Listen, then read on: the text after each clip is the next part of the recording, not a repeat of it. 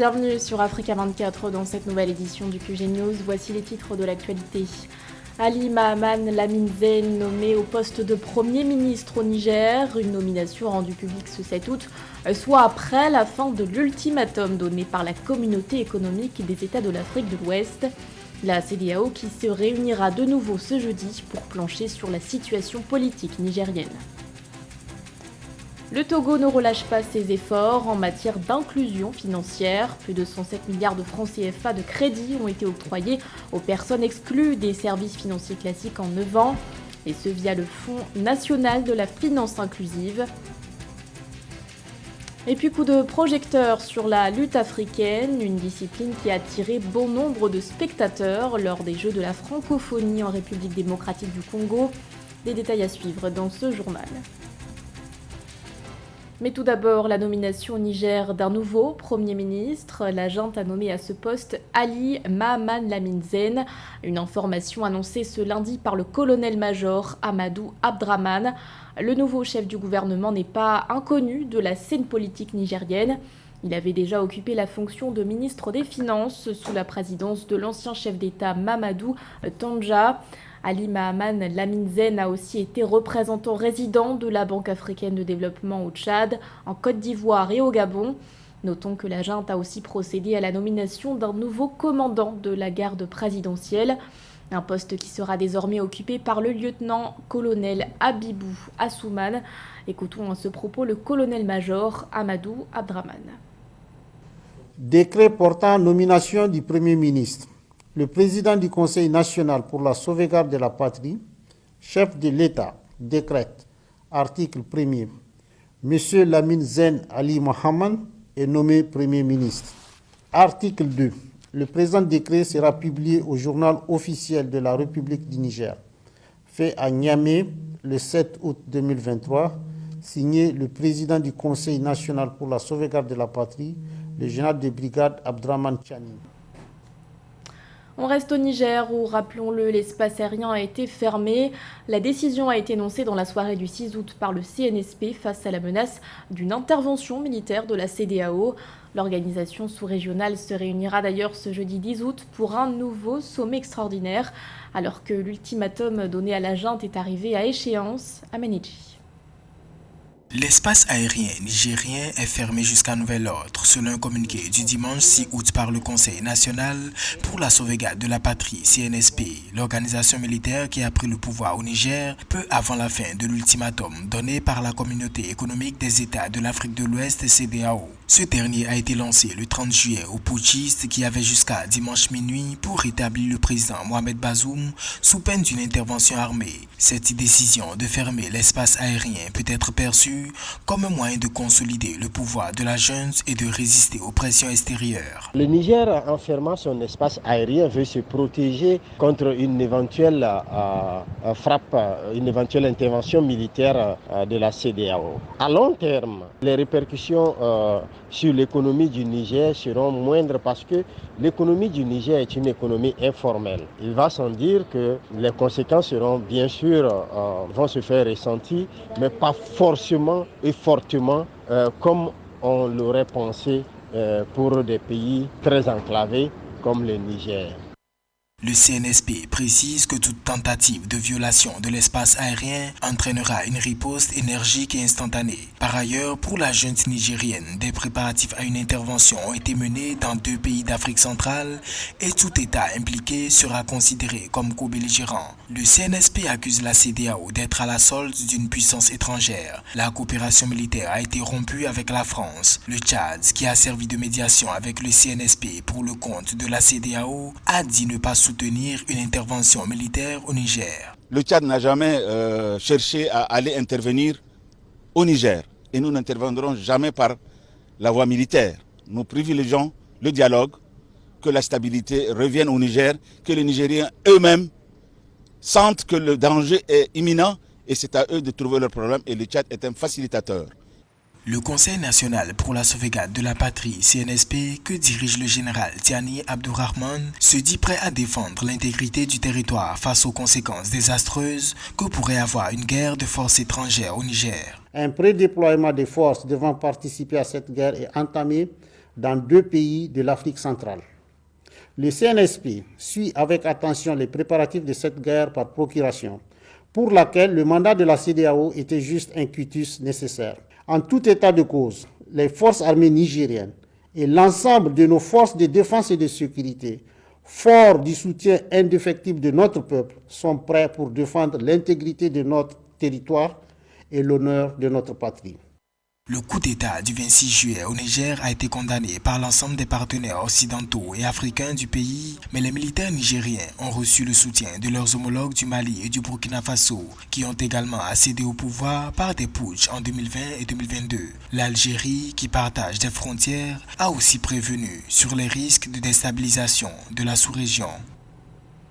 Et alors que la communauté internationale a les yeux rivés sur le Niger, la situation politique est aussi scrutée de près par l'association des épouses des forces de défense et de sécurité, Zarouma Amen. Lors d'une conférence de presse, l'association a exprimé son soutien, je cite, inconditionnel et indéfectible au Conseil national pour la sauvegarde de la patrie. Le CNSP qui a renversé le 26 juillet le président Mohamed Bazoum, toujours détenu dans sa résidence présidentielle. L'association a aussi dénoncé les mesures prises par la communauté économique des États de l'Afrique de l'Ouest, des mesures considérées selon elle comme illégitimes. Rappelons que lors du sommet spécial tenu le 30 juillet dernier, la CEDEAO avait décidé d'imposer au Niger des sanctions économiques. Parmi elles, le gel des avoirs pour les responsables militaires impliqués dans la tentative de coup d'État. Je vous propose d'écouter Garba Adamou Myriam, membre de l'association des épouses des FDS, Zarouma Amen. Nous, épouses des militaires réunis au sein de l'association Zarouma Amen, ont suivi ces temps si l'évolution de la situation socio-politique de notre cher pays. Le Niger, qui a conduit à la prise du pouvoir par le Conseil national pour la sauvegarde de la patrie, CNSP, sous la direction éclairée du général de brigade Abdourahmane Tiani. Compte tenu du contexte, le groupement Zarouma Amen apporte son soutien inconditionnel et indéfectible au CNSP pour conduire le pays sur la voie de la paix et du développement. Aussi, nous prions Allah pour que cette noble mission de nos époux soit facilitée. Par ailleurs, nous dénonçons les mesures injustes et illégitimes prises par la CEDEAO contre le peuple nigérien. Nous serons de jour comme de nuit debout accompagnant nos époux dans la défense de l'intégrité du territoire du Niger. Et le CNSP est aussi soutenu par d'anciens officiers à la retraite, un soutien notamment exprimé par l'ancien commandant Sédou Oumarou Kounché qui parle d'action salvatrice. Écoutons-le. Nous, vos aînés et compagnons d'armes, anciens officiers, sous-officiers, militaires de rang, aujourd'hui à la retraite, nous sommes fiers de vous.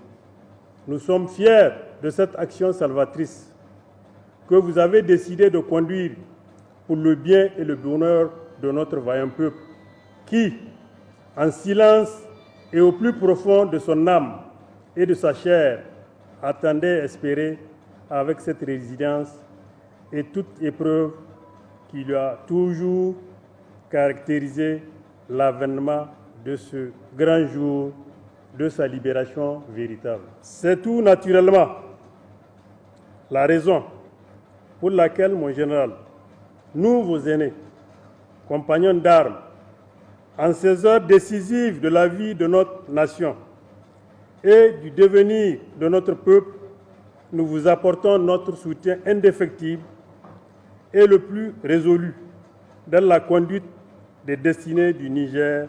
Mon général, et avec vous les membres du CNSP, nous vous conjurons même de tenir bon, de ne pas fléchir et surtout d'agir résolument, sans crainte et sans faiblesse, en ayant pour seule boussole l'intérêt supérieur du Niger et de son peuple. Au Togo, les engagements du gouvernement en matière d'inclusion financière portent leurs fruits. En 9 ans, les personnes exclues des services financiers classiques ont perçu plus de 107 milliards de francs CFA de crédit, un montant octroyé par le biais du Fonds national de la finance inclusive lancé en 2014. Plus de détails avec Aménégie. Au Togo, 107,59 milliards de francs CFA ont été octroyés aux Togolais exclus des services financiers classiques à travers le Fonds national de la finance inclusive sur une période de 9 ans. Les données du ministère chargé de l'inclusion financière et de l'organisation du secteur informel indiquent qu'au 21 juillet 2023, plus de 1,8 million de personnes issues de toutes les couches socio-économiques du pays ont bénéficié de crédits alloués via 13 produits fonds. La mise en œuvre du fonds a eu des résultats encourageants et des impacts réels positifs sur la croissance et la réduction de la pauvreté au Togo. En effet, le fonds a touché presque un Togolais sur 4. Il a conçu un produit financier innovant, révolutionnaire et adapté aux populations pauvres, notamment le crédit de 30 000 francs CFA, c'est-à-dire environ $50, pour les personnes qui n'ont jamais eu accès au crédit. En détail, selon les statistiques publiées, le produit Accès des pauvres aux services financiers APSEF a permis d'allouer le plus important volume de crédit, soit 37,56 milliards de francs CFA. Lancé en avril 2014, ce produit générique à 4 cycles soutient et encourage les activités génératrices de revenus. Il sera suivi de l'accès des agriculteurs aux services financiers AGRISEF avec 34,47 milliards de francs CFA distribués. Grâce en partie aux actions du fonds, le Togo affiche le meilleur taux d'inclusion financière de l'espace UEMOA avec 86%. Les perspectives économiques du pays sont bonnes et les tendances de l'extrême pauvreté sont à la baisse, grâce en partie à la reprise de la production agricole consécutive au financement des paysans. Les autorités togolaises doivent continuer à soutenir le fonds. Les mécanismes de suivi mis en place ont montré leur efficacité, ce qui a permis au fonds d'atteindre les résultats et d'avoir les impacts que nous avons décrits tantôt. Il s'agit juste de les renforcer et de les amplifier. Avec un nombre de bénéficiaires en constante évolution, le gouvernement togolais maintient sa vision 2025 qui est de toucher 255 000 bénéficiaires supplémentaires. Retour à présent sur la 9e édition des Jeux de la francophonie qui s'est clôturée ce 6 août à Kinshasa. Bon nombre de compétitions étaient au programme, y compris la lutte africaine.